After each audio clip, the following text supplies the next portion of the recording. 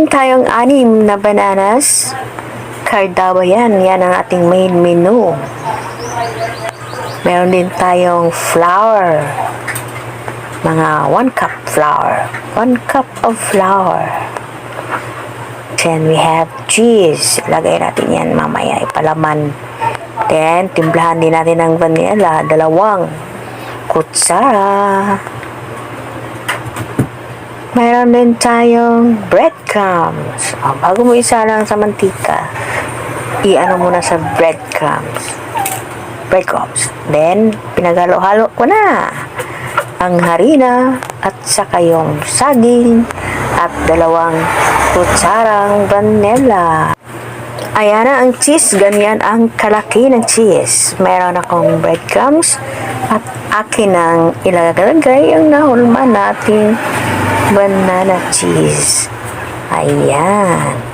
So, bago isa lang sa mantika, lagyan muna natin ng konting tig-isang cheese sa ilalim dito. Ayan ang cheese yan.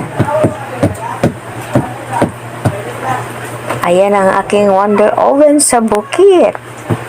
Ganyan lang muna. Hindi pa kami nakagawa ng para dyan lang muna. Ayan ang aking wonder oven. Ayan na, tapos na lahat. Meron na yung cheese sa ilalim. Ayan, ready, go! Ayan. Niluto na natin sa mainit na mantika. Pero yung kaway, yung apoy, hindi masyadong ang apoy. Ipaapoy-apoy. Kunti lang ang apoy, hindi masyadong madaming apoy. Mamaya, maluto lang, nahihilaw pa ang ilalim.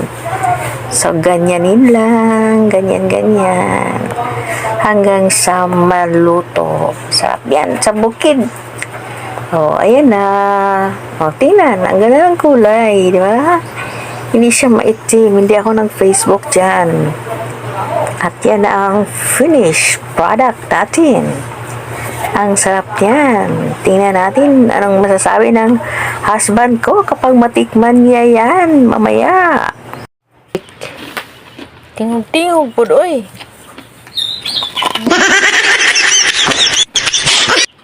Anong masabi mo? Masarap.